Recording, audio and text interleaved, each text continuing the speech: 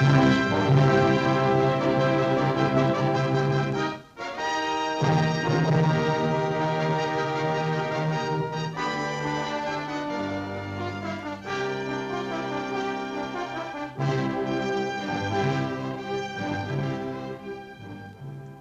the first film of this series, we examined the basic properties of magnetic cores.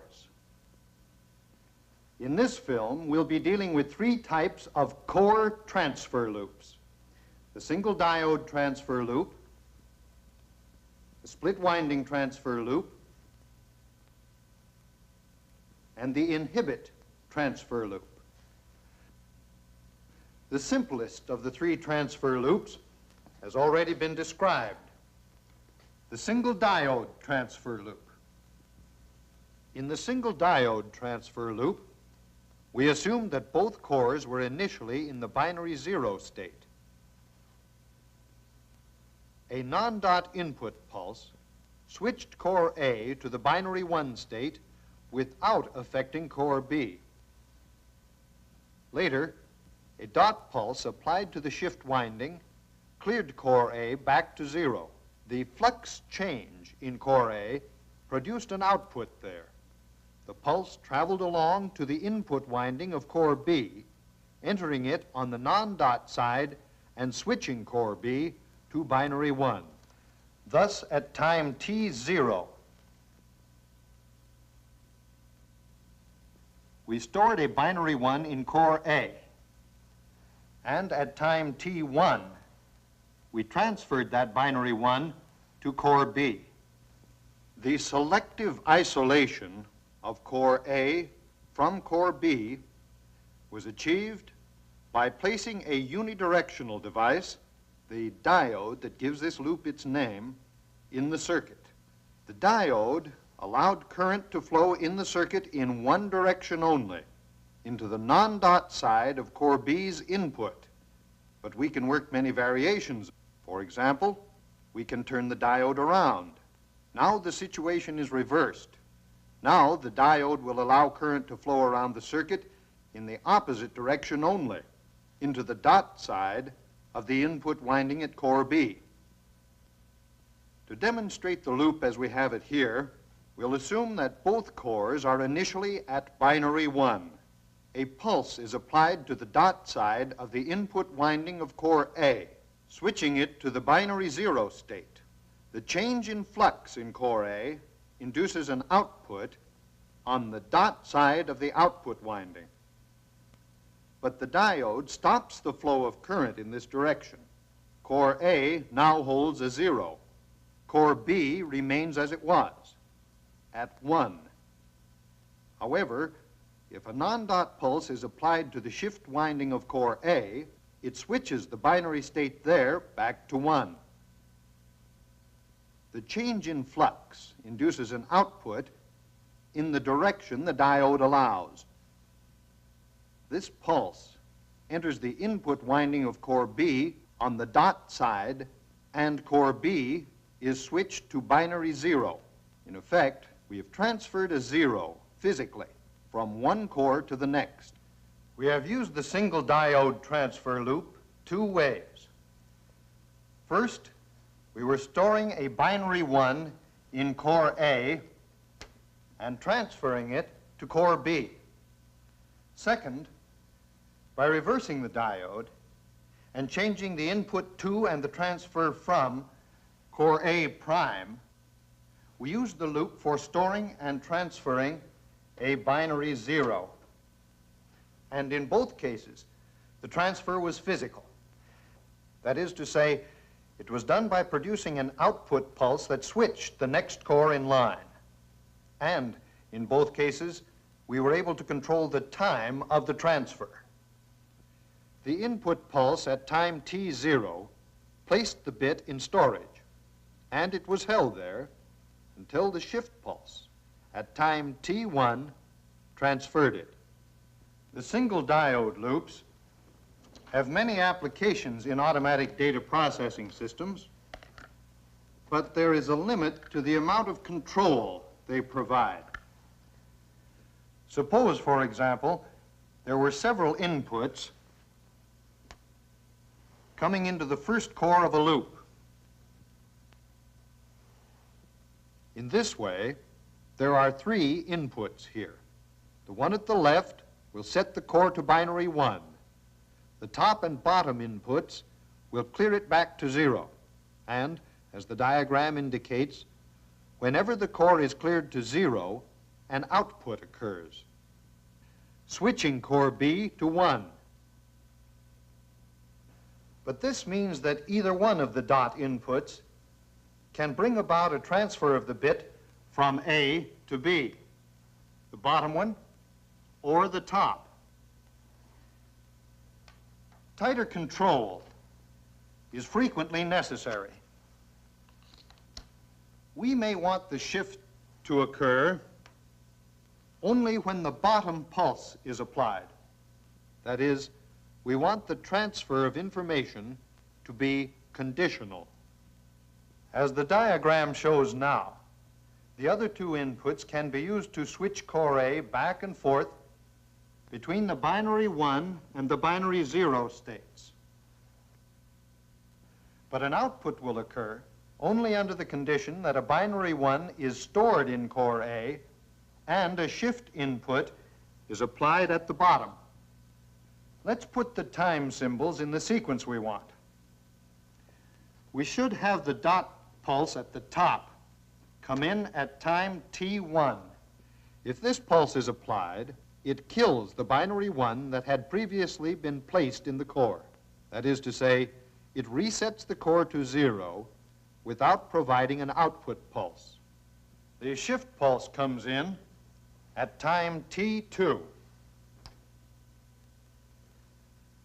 Until the shift pulse occurs without the occurrence of a kill, there will be no transfer of information to core B. The circuit we have here is the second of the 3 we are considering. The split winding transfer loop. This logical diagram explains what it does. But we'll need a schematic diagram of a split winding transfer loop in order to see how its work is done. Start with core A. We'll add 2 input windings first. The input on the left is connected so that the current flows into it on the non-dot side only. This is the one that our logical diagram showed as coming in at time t0 and setting core A to binary 1. At the top, current comes in on the dot side, setting core A to binary 0, and the time is t1. There is also an output winding at core A, and like those in the single-diode loops, this output has more turns in it than the input windings have. 2 diodes are used in the split winding loop. As you see, they're placed so they oppose the flow of current coming from either side of the output winding.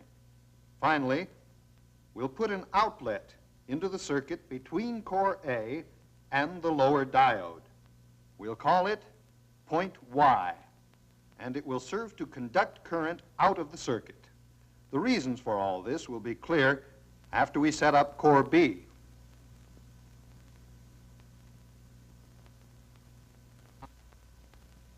First, we'll wrap 2 small windings around core B, an upper winding and a lower winding. The polarity is the same in both cases as the dots indicate. The 2 small windings are joined together at point X, and this gives us the split winding from which this loop gets its name. All that remains is to connect the split winding into the circuit and provide it with an outside source of current. Before we go into the complete operation of the loop, let's see how the split winding itself works when a pulse is applied. The current travels up to point X, where it divides into 2 branch currents. The upper branch comes into the dot side of the upper half of the split winding, producing a negative flux in the core. At the same time, the lower branch of the current comes into the non-dot side of the lower half of the split winding, and the result is a positive flux. If the 2 branch currents are equal, Then the two magnetic fluxes will be equal and cancel each other out, leaving the core in whichever state it was initially. But if the branch currents are not equal, then one or the other of the magnetic fluxes will prevail. One more point. The pulse we've been applying is the shift pulse for the loop, and its time designation is T2. To demonstrate the operation of the split winding transfer loop, we'll clear both cores to binary 0. Now we'll apply the 3 input pulses in sequence. At time T0, a pulse comes in the non-dot side of the left winding, and core A is switched to binary 1. Ordinarily, this switch would produce a pulse coming out of the non-dot side of the output winding. But the lower diode prevents a flow of current in that direction. Core A now stores a binary 1. Core B has not been affected. At time T1, a pulse is applied to the dot side of the other input winding of core A, switching the core back to 0.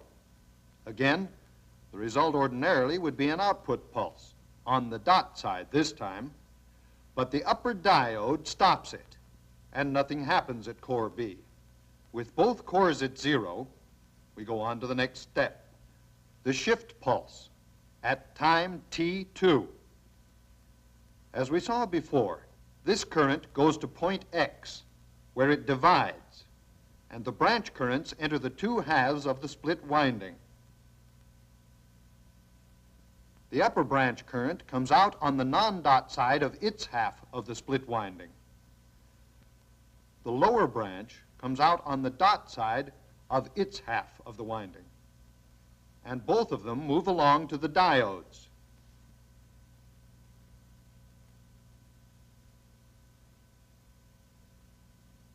The diodes conduct in this direction, and the two branch currents flow toward core A. But the lower branch does not get there. Instead, it flows out of the circuit at point Y. The upper branch, however, does reach core A, entering its output winding as a dot pulse. Since core A is in the binary 0 state, that is, its magnetic flux is already negative, an additional pulse of dot current will have no practical effect on the core. There is a counter EMF induced in the winding when the pulse is applied, but because the change in flux is so slight, the counter EMF is negligible. As a matter of practice, however, a small coil is inserted into the lower connection to provide a counter EMF there that will balance the counter EMF in the output winding.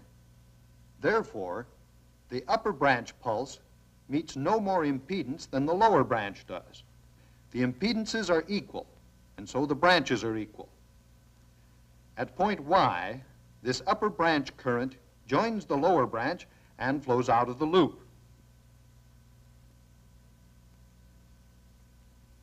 The result is no change in either core.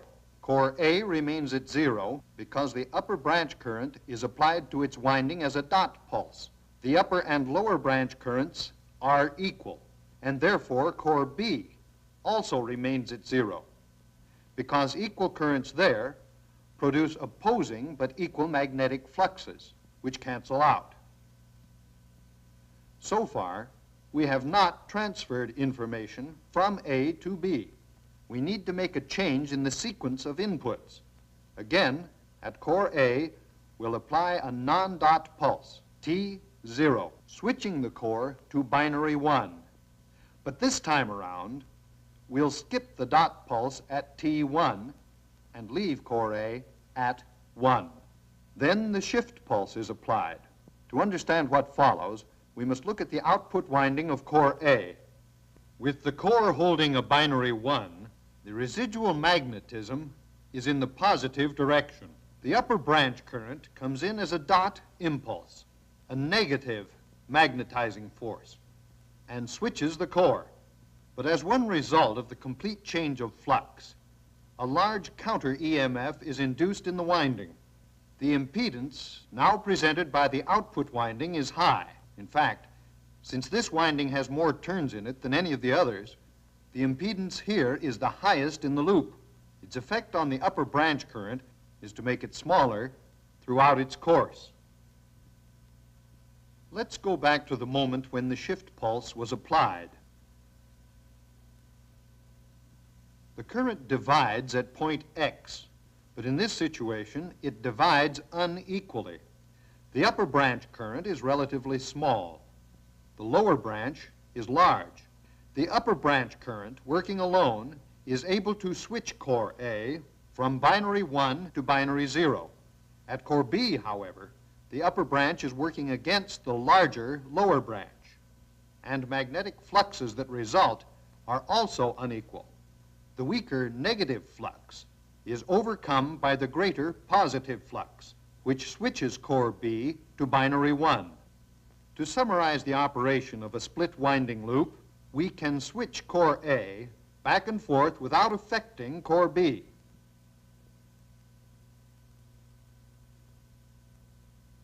But when core A stores a binary 1 and the shift pulse is applied, the 1 is transferred to core B. And all of this is shown in simple form in the logical diagram. Incidentally, to illustrate the split winding, the shift arrow is placed here at core A in the logical diagram and not at core B, because this shows its function: to clear core A back to 0, and at the same time put a 1 in B. The third transfer loop, the inhibit transfer loop, is really a variation of the split winding transfer loop. It offers the same kind of isolation between the sending and receiving cores, plus an additional means of control over the transfer. We'll need only two inputs to core A: the input pulse that switches core A to binary 1 and the shift pulse. But we'll be using 3 cores. The third core, C, has its own non-dot input, and it shares the shift pulse with core A. If core C is at 1, the shift pulse will clear it back to 0. And the change in flux will, of course, produce an output. But this output from C serves a special purpose. Whenever it occurs, it will prevent or inhibit the flow of current from core A to core B. And this action gives the loop its name, the inhibit transfer loop. In order to transfer a binary 1 from core A to core B, 3 conditions must be met. Core A must be at 1, core C must be at 0, and the shift pulse must be applied.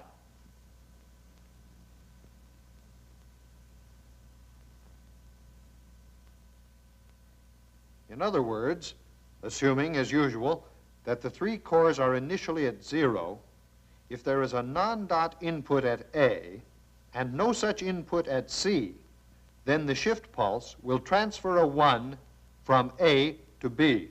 But if the input does come in at C, there will be no transfer.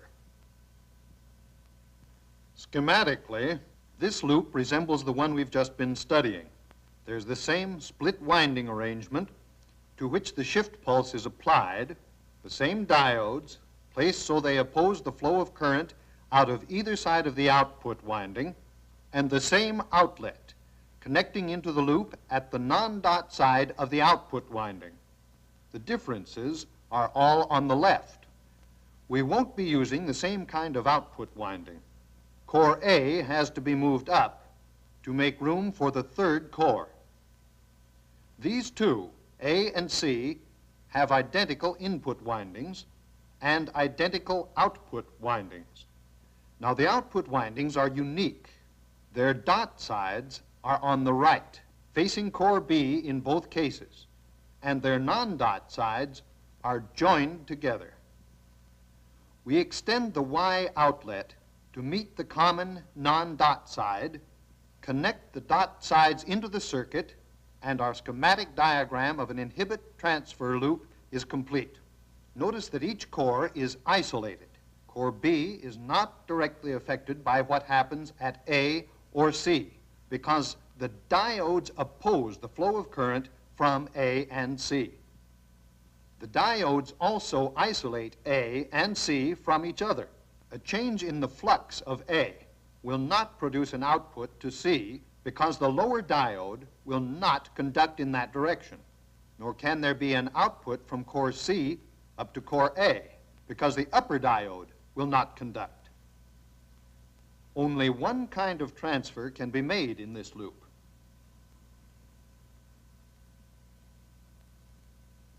It will occur when a shift pulse is applied to the split winding and divides unequally into a small upper branch and a large lower branch. This is very much like the split winding loop itself, but the inhibit loop has a different way of making the branches unequal, as we shall now demonstrate. All three cores are cleared to 0.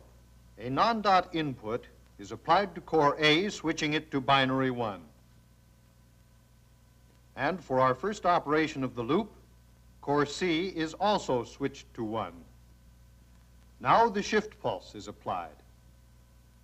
And the question is whether the branch currents into which it divides at point X will be equal or unequal. The answer depends on the impedances they encounter. Look at cores A and C. Both are at 1. In both, the magnetic flux is positive. Both output windings receive branch current on the same side, the dot side, and the windings themselves are identical. Consequently, the impedances are equal. If the impedances at core A and C are equal, the shift pulse will divide into equal branch currents.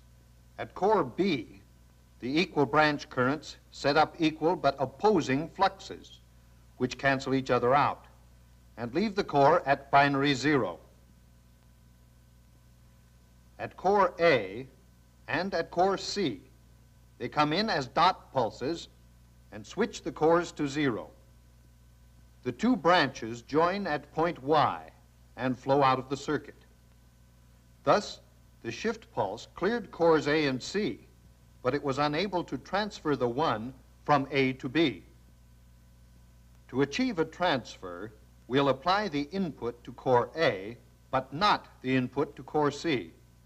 This switches A to 1 with its flux in the positive direction, leaving C at 0 and its flux negative. A dot pulse entering the output winding of A will meet a high impedance, but the impedance at C will be low. Under the conditions we have here, the binary 1 in core A can be transferred to core B. When the shift pulse is applied, it divides unequally.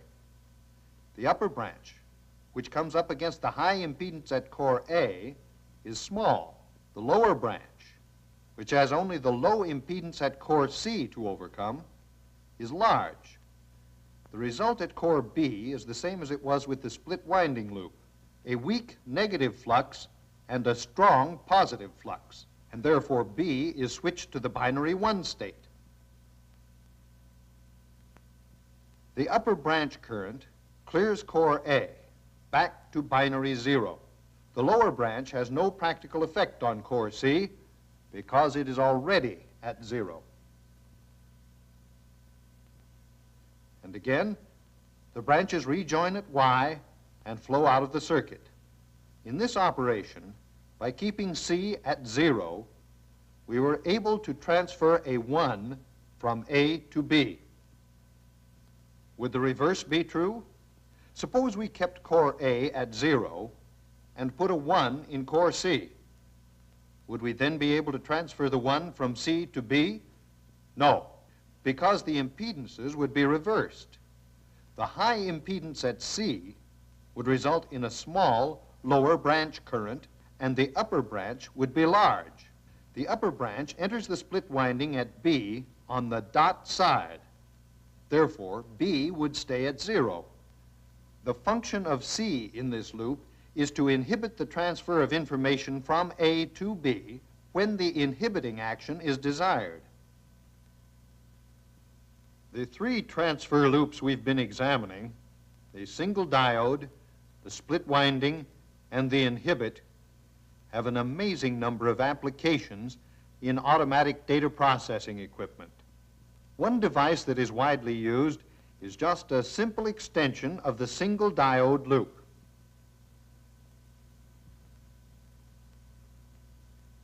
Four or more cores are strung together in a series of single diode loops. The shift pulses are alternated. That is, one pulse serves cores A and C, and a second pulse serves B and D. This is a magnetic shift register, which provides a temporary storage for binary information. Here's how it works. At time t0, an input pulse applied to core A places a binary 1 there. The first shift pulse at time t1 moves the bit to core B, and the second shift pulse at time t2 advances it to core C. We now have one bit stored in the register, and we can store another one by applying an input pulse to core A again. The capacity of this particular 4-core register is 2 bits. But there are registers that can hold as many as 50 bits or more at a time. Essentially, a register accepts information when it is available and delivers it when it is needed. 2 rounds of shift pulses will send the information into the output from core D. There goes one bit, and there goes the other. A magnetic shift register can act as a speed buffer. For example, it can receive information from a relatively slow source, like a teletypewriter operating at standard transmission speed, and then deliver it to a device that operates at high speed, like a magnetic drum. We've been looking at a serial register. It handles information serially, 1 bit at a time.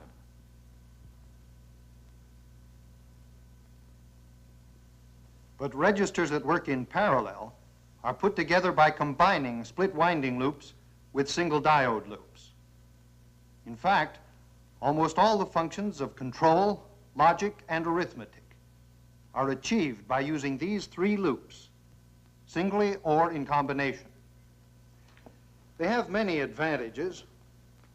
They are small and lightweight, so that a lot of them can be put onto a circuit panel. And they are rugged.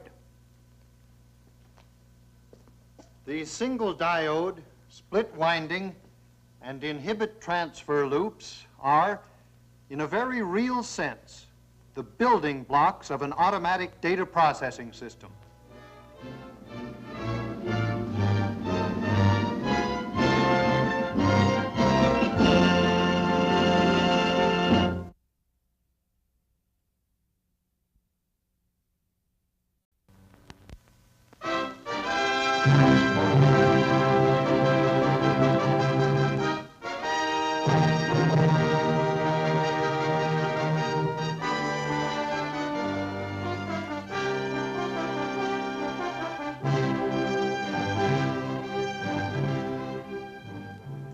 In the first film of this series, we examined the basic properties of magnetic cores.